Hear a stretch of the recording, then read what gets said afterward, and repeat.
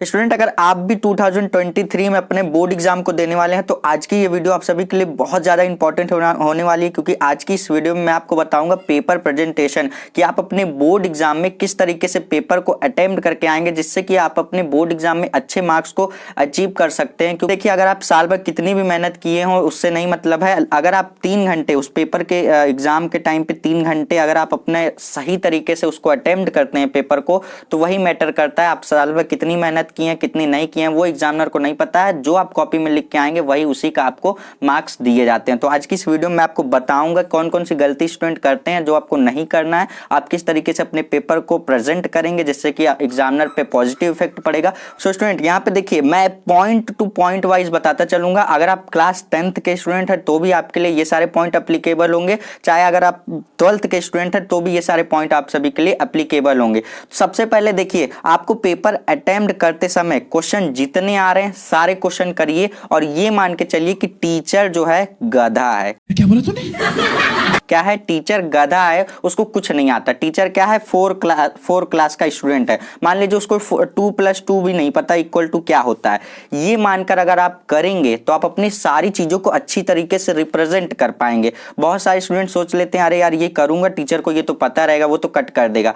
जो आता है जितना आपके पास है उसको कॉपी में डिलीवर करना सीखिए। उसको अच्छी तरीके से डिलीवर अगर आप कर पा रहे हैं तो बहुत अच्छी बात है, आप अपने बोर्ड एग्जाम में अच्छा स्कोर कर पाएंगे। तो यही मानकर आप अपने पेपर को अटेम्प्ट करेंगे कि जो टीचर मेरी कॉपी को चेक करेगा उसको कुछ नहीं आता है, उसको 2 + 2 = क्या होता है ये भी नहीं आता है। इतना मानकर आप चलेंगे कि टीचर जो मेरी कॉपी चेक करेगा वो बिल्कुल गधा है। जब ये आप मान लेंगे तो आप अपने पेपर को बिल्कुल फ्रीली माइंड से अच्छी तरीके से अटेम्प्ट कर पाएंगे। तो दूसरा पॉइंट क्या होता है? दूसरे पॉइंट में आप क्या करेंगे, सीक्वेंस एक्सपेरिमेंट करना शुरू कर दीजिए। क्योंकि बहुत सारे स्टूडेंट हमसे पूछते हैं सर मतलब कि पेपर को किस तरीके से अटेम्प्ट करना चाहिए। देखिए, हमारा जो पेपर होता है वो 3-4 सेक्शन में बटा होता है। तो मान लीजिए जैसे कि मैं आपको बता दूं, सीक्वेंस में अटेम्प्ट करने के लिए आपको अभी से एक्सपेरिमेंट करना है। तो उसके लिए क्या करना होगा, देखिए सपोज करिए आपने आप मैथ का एग्जाम दे रहे हैं, ठीक है, आप चाहे 10th में हो चाहे 12th में, ठीक। तो यहाँ पे आपके पास देखिए आपने 3 पेपर सॉल्व किया, अभी आप प्रैक्टिस कर रहे हैं ना। तो अभी मैंने आपको क्या बताया, एक्सपेरिमेंट अभी से आपको करनी शुरू कर देनी है जिससे कि आप अपने बोर्ड एग्जाम में परफेक्टली कर सकें। तो यहाँ पे देखिए, अगर आप अपने मैथ की यहाँ पे देखिए प्रैक्टिस कर रहे हैं, पेपर सॉल्व कर रहे हैं, तो यहाँ पे देखिए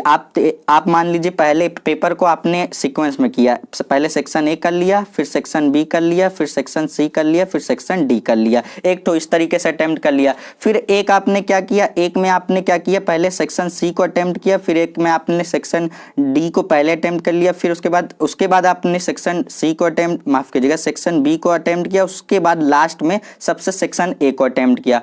और तीसरा, जब आपने पेपर सॉल्व किया तो इसमें कुछ और एक्सपेरिमेंट किए कि पहले आपने स्टार्टिंग में क्या किया, स्टार्टिंग में आपने सेक्शन डी को सबसे पहले कर लिया और दूसरे आपने क्या किया, ए को अटेम्प्ट किया, फिर उसके बाद आपने बी को अटेम्प्ट किया, फिर उसके बाद आपने सी को अटेम्प्ट किया।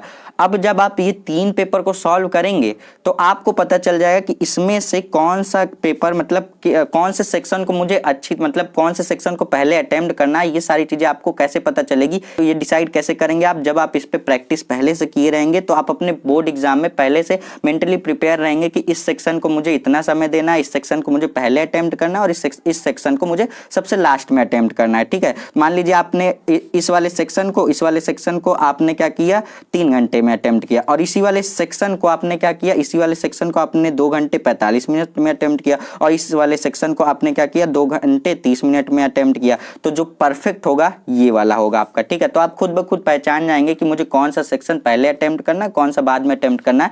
ये मैंने एग्जांपल के थ्रू बता दिया। तो इसीलिए आपको अभी से स्टार्ट कर देना है, क्योंकि आपके बोर्ड एग्जाम में ज्यादा समय अब नहीं बच गया है। तो आपको सीक्वेंस एक्सपेरिमेंट अभी से करना शुरू कर देना है, क्योंकि आप ये एग्जाम टाइम पे नहीं कर पाओगे। जब आपके एग्जाम के हफ्ते 10 दिन बचे होंगे, जब आपके 3-4 दिन बचे होंगे, तो उस टाइम पे आप पढ़ रहे होगे, ठीक है। ये सारे एक्सपेरिमेंट करने के लिए आपके पास समय नहीं बचेगा। तो अभी से स्टार्ट कर दीजिए। सिंपल पेपर मॉक टेस्ट जो भी हैं वो सारे दिया करिए और उसमें एक्सपेरिमेंट किया करिए कि आज ही मैं पेपर सॉल्व करूंगा तो इसको मैं सेक्शन ए बी सी इस तरीके से सीक्वेंस में सॉल्व करूंगा। फिर अगले दिन जब मैं पेपर सॉल्व करूंगा फिर पहले सेक्शन सी सॉल्व करूंगा, फिर सेक्शन डी सॉल्व करूंगा। इस तरीके से अगर आप एक्सपेरिमेंट करते रहेंगे तो आपको खुद ब खुद पता चल जाएगा कि कौन से सेक्शन को मुझे एग्जाम में पहले अटेम्प्ट करना है, ठीक है। तो बहुत ज्यादा बकचोदी बता दी मैंने। यही नहीं, अभी और सुनिए। अब उसके बाद देखो, दूसरा पॉइंट आप याद रखोगे, बहुत सारे स्टूडेंट पूछते हैं कि सर हैंड राइटिंग जो होती है हमारी वो क्या मैटर करती है? सर हमारी हैंड राइटिंग तो बहुत गंदी है, बहुत बकवास है, तो मतलब मेरे मतलब मार्क्स पे इफेक्ट पड़ेंगे क्या? तो ऐसा बिल्कुल नहीं है। मैं नहीं मानता। ठीक है, ऐसा बिल्कुल नहीं है। हैंड राइटिंग कभी भी आपके बोर्ड एग्जाम में मैटर नहीं करती है। मैंने बहुत सारे स्टूडेंट ऐसे देखे हैं, टॉपर्स को देखे हैं, जिनकी राइटिंग एकदम टट्टी होती है, क्या बोला तूने? बिल्कुल गंदी राइटिंग होती है, लेकिन वो अपने बोर्ड एग्जाम में अच्छा मार्क्स ले आते हैं, 90-95% फोड़ कर आते हैं। उसका रीजन क्या है? राइटिंग मैटर नहीं करती, लेकिन आपकी राइटिंग इतनी होनी चाहिए कि वो रीडेबल होनी चाहिए। क्या होनी चाहिए? रीडेबल, यानी कि एग्जामिनर पढ़ सके। ऐसा नहीं कि बहुत ज्यादा सजाने की जरूरत है, बहुत अच्छी मेरी हैंड राइटिंग होगी तभी मुझे अच्छे मार्क्स मिलेंगे, ये मैटर नहीं करता। बस आपकी जो हैंड राइटिंग है वो रीडेबल होना चाहिए, एग्जामिनर आसानी से पढ़ सके और उसको आसानी से पढ़ने के बाद आपको नंबर दे सके, इतना बस आपकी हैंड राइटिंग होनी चाहिए। और इतना तो सबका होता है, ठीक है। जैसे अब देखिए नेक्स्ट पॉइंट आपको क्या याद रखना है, ये आपका बहुत ही तगड़ा पॉइंट मैं आपको बताने जा रहा हूं। अब जब भी आप प्रिपरेशन कर रहे हैं एग्जाम टाइम पे जब भी आप प्रिपरेशन कर रहे हैं, तो इंपॉर्टेंट पॉइंट को अभी से अंडरलाइन करना स्टार्ट कर दीजिए, ठीक है। अभी से सर आप अगर अंडरलाइन कर ही रहेंगे, अगर आप अंडरलाइन अभी से करे रहेंगे, तो एग्जाम टाइम पे ये सारे जो अंडरलाइंस हैं इसको आप तैयार करके जा सकते हैं। जो भी पॉइंट देखिए, जैसे आपने एक चैप्टर पढ़ा, एक चैप्टर में आपको ये दो टॉपिक आपको क्या लग रहे हैं? इंपॉर्टेंट लग रहे हैं, उसको भाई अंडरलाइन कर लीजिए या शॉर्ट नोट्स बनाए तो उसमें लिख लीजिए, ठीक है। क्योंकि ये सारे देखिए बहुत ज्यादा इफेक्टिव होते हैं। अगर आप एग्जाम टाइम पे प्रिपरेशन करने जाएंगे, अभी से ये सब चीजें आप करके रखे रहेंगे, तो एग्जाम के 1-2 दिन जब बचे रहेंगे तो इन सारी चीजों को आप पढ़ के जाएंगे, तो आपका बहुत ही अच्छी तरीके से पेपर को आप अपने अटेम्प्ट कर पाएंगे, ठीक है। तो जो भी पॉइंट जैसे आप पढ़िए, जो पॉइंट इंपॉर्टेंट लगे आप उसको हाईलाइट कर लीजिए या फिर अंडरलाइन कर लीजिए, या फिर अगर आप शॉर्ट नोट्स बनाते हैं तो उसमें नोट कर लीजिए। अब स्टूडेंट बहुत सारे क्या करते हैं कि अब जैसे ही मान लीजिए एक लाइन लिख रहे हैं, ऐसे लिख रहे हैं, ये गलत हो गया, अब उसको बाइट के रंगे पड़े हैं, इतना रंग दिया कि कॉपी फट गई पीछे से, ठीक है। तो इतनी सारी चीजें आपको नहीं करनी है। कटिंग पे ध्यान देना, कटिंग आपको इस तरीके से करनी है कि जैसे आपने लिखा तो कटिंग आपकी हाईलाइट नहीं होनी चाहिए। अच्छा, हमको सिखा रिया है। हाईलाइट का मतलब ये, जैसे आपने लिख दिया तो आपका क्या होना चाहिए, उसको आप एक लाइन से इस तरीके से कट कर सकते हो। मतलब आपकी जो पूरे पैराग्राफ आपने लिखा हुआ है उसमें आपकी जो कटिंग है इस तरीके से हाईलाइट नहीं होनी चाहिए और बहुत ज्यादा इसको इस तरीके से रंगना नहीं है, ठीक है। आप छोटी सी लाइन से भी इस तरीके से भी कट कर सकते हो। बहुत सारे स्टूडेंट ये करते हैं, इसलिए मैंने इसको भी इंक्लूड करके बता दिया। अब चलते हैं नेक्स्ट पॉइंट पे। अब देखिए बात आता है सबसे इंपॉर्टेंट, आंसर लिखने का तरीका। आंसर लिखने का 2 तरीका होता है, ठीक है। तो देखिए हम लोग आंसर को किस तरीके से लिख सकते हैं, ठीक है। तो यहाँ पे देखिए आंसर अगर आप लिख रहे हैं, ठीक, आंसर अगर आप लिख रहे हैं तो आप इसको 2 तरीके से लिख सकते हैं। एक तो आप लिखेंगे पॉइंट वाइज, ठीक, पॉइंट वाइज लिख सकते हैं। एक तो आप लिखेंगे पैराग्राफ, ठीक है, पैराग्राफ वाइज आप लिख सकते हैं, ग्राफ, ठीक है, पैराग्राफ वाइज भी लिख सकते हैं। तो यहाँ देखिए इन 2 तरीके से हम अपने आंसर को लिख सकते हैं। तो अगर देखिए आपका जो आप आंसर लिखते हैं, ठीक है, ध्यान से सुनिएगा, आप जो आंसर अपना लिखते हैं तो आपको आंसर कितना लिखना है, कितना बड़ा लिखना है, कितने लाइन का लिखना है, वो डिसाइड करेगा आपके मार्क्स, ठीक है। अगर मान लीजिए कोई क्वेश्चन है आपका 2 नंबर का है, सपोज कीजिए आपका कोई क्वेश्चन 2 नंबर का है, तो उसमें आपको कितने पॉइंट लिखने हैं? उसमें आपको लिखने हैं 3 पॉइंट। 3 लाइन लिख दिए अगर आप, तो मोर देन इनफ है, इससे ज़्यादा लिखने की ज़रूरत नहीं है। बहुत सारे स्टूडेंट ऐसे भी मैंने देखे हैं जो 2 नंबर के क्वेश्चन पे आधा पेज, एक पेज भरे पड़े हैं, कोई मतलब नहीं होता इसका। आप थोड़ा सा स्मार्टनेस नहीं दिखाएंगे तो आपका जो गोल है, आप अपने गोल को अचीव नहीं कर पाएंगे। सीरियसली मैं आपको बता दूं तो देखिए आपका आंसर आपको कितना लॉन्ग लिखना है, कितना शॉर्ट लिखना है, वो आपके आंसर का वेटेज जो है वो डिसाइड करेगा कि कौन सा क्वेश्चन कितने मार्क्स का है, और उसी के अकॉर्डिंग हमें आंसर को लिखना है। तो ये बात ध्यान रखिएगा। अगर 2 नंबर का क्वेश्चन है तो 3 पॉइंट हम उसमें लिखेंगे, अगर 5 नंबर का क्वेश्चन है तो हम उसमें 7 पॉइंट लिखेंगे। इस तरीके से करिएगा, ठीक है। नंबर को देखिएगा कि कितने नंबर का क्वेश्चन है, उतना ही टाइम दीजिएगा। 2 नंबर का क्वेश्चन है तो फटाफट करके हटा दीजिएगा। अब बहुत सारे स्टूडेंट कमेंट करके ये भी बोलेंगे कि सर 5 नंबर का क्वेश्चन है, आपने बोला 7 पॉइंट लिख दो, ठीक, 7 पॉइंट लिख दो, लेकिन सर हमें 7 पॉइंट तो याद ही नहीं है, हमें तो 4 ही पॉइंट याद हैं। तो इसका भी तरीका है, ठीक है। 4 पॉइंट याद है, 4 पॉइंट को पहले तो लिख दो, ठीक है, 4 पॉइंट को लिख दो, उसके बाद जो भी इस क्वेश्चन से रिलेटेड आपको आता है इसी में पेल दो। तू समझा? हाँ। नहीं, तू समझा नहीं।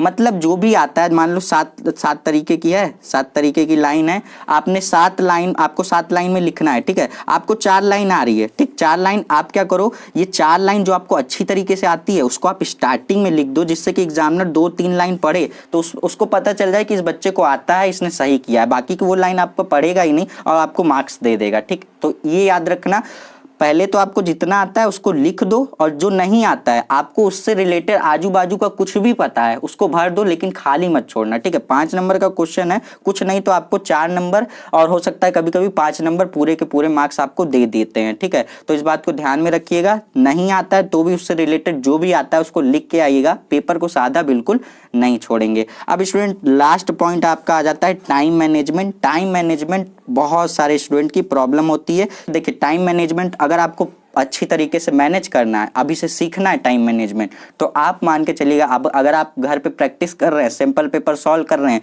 तो आपका पेपर, देखिए बहुत सारे स्टूडेंट, अगर मैं पूछूं कि आपका पेपर कितने घंटे का होता है तो बोलेंगे 3 घंटे का। बिल्कुल गलत, ये 3 घंटे का पेपर आपका होता ही नहीं है। आपका जो पेपर होता है आप मानकर चलेंगे 2 घंटे 45 मिनट का होता है, ठीक है। 2 घंटे 45 मिनट का होता है या 2 घंटे 40 मिनट का होता है, इतना मानकर चलेंगे। बाकी के जो 15 से 20 नंबर, माफ कीजिएगा, 15 से 20 मिनट जो आपके बचते हैं वो आपके जाते हैं रिवीजन पे, ठीक। आपने पेपर को, अगर आप पेपर को अटेम्प्ट कर लेते हैं 2 घंटे 40 मिनट 45 मिनट में, तो बाकी के जो 15-20 मिनट है उसको आप चेक करिए कि आपने आंसर सही लिखा है। आपने अपने सारे आंसर को चेक कीजिए और आहिस्ता आराम से देखते हुए चेक कीजिए। और मैं सीरियसली बताऊं, जब आप ऐसे देखेंगे ना तो बहुत सारी गलतियां आपको वहीं पर दिखेंगी, और अगर आप वही सही कर लेते हैं तो वहां पे आपके मार्क्स और इंप्रूव हो जाएंगे, ठीक है। ये तो लेटेस्ट न्यूज़ है। तो बहुत बेस्ट तरीका है, अगर आप सैंपल पेपर घर पे सॉल्व कर रहे हैं तो आपको टाइमर लगाना है कितने घंटे का, 2 घंटे 45 मिनट का, ना कि 3 घंटे का, ठीक है। तो जैसे कि सपोज कीजिए आपने क्या किया, सिंपल पेपर आप सॉल्व कर रहे हैं, सिंपल पेपर यानी कि प्रीवियस ईयर के सेट सॉल्व कर रहे हैं, तो आपने पहला पेपर जो सॉल्व किया वो आपने 3.5 घंटे में सॉल्व किया, ठीक। अब दूसरा पेपर जो आपने सॉल्व किया वो आपने 3 घंटे 15 मिनट में सॉल्व किया। अब तीसरा जो सिंपल पेपर आप सॉल्व कर रहे हैं 3 घंटे आपका 5 मिनट में सॉल्व हो जा रहा है, ठीक है। अब जो चौथा पेपर आप सॉल्व कर रहे हैं वो आपका 3 घंटे में सॉल्व हो जा रहा है। अब जो आप 5वां पेपर सॉल्व कर रहे हैं वो आपका 2 घंटे 45 मिनट में सॉल्व हो जा रहा है। तो इसको कहते हैं परफेक्शन, ठीक है।